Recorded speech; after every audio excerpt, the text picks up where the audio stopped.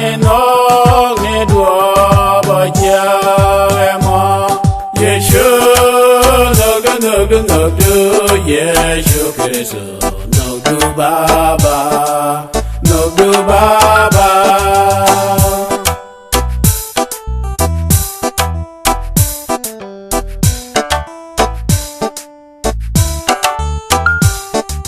Yes, it woman, and bed walla woy. Was Messiah, man, Shaja come making in the Alcavo, Benedi, Luben, conquered well. Liaknɛ, Käändan. Yeshu, no do, Yeshu Kristo. No do baba, no do baba.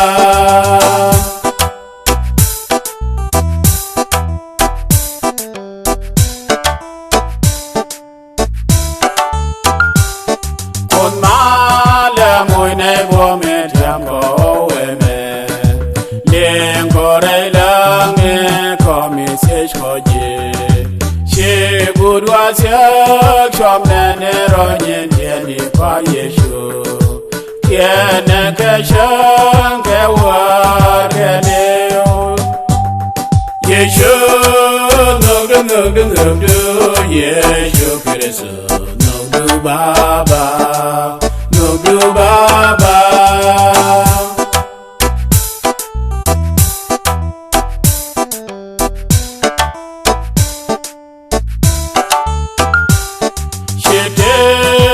Soke akwar wijani rieu Bajile kamwan sele gomi tot Musha ke boy mi tereida akwar wiloja lak Kajang ni o kagwan nyamdu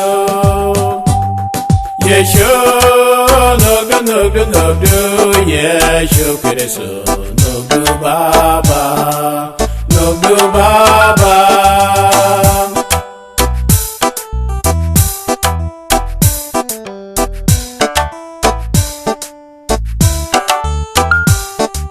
Baloja kam kanda me shola remos. Tiem da kaje baba shimer kapen.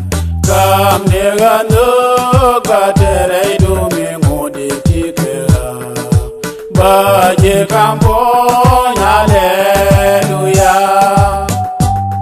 Yeshu no do Yeshu Kristo no do baba no do baba.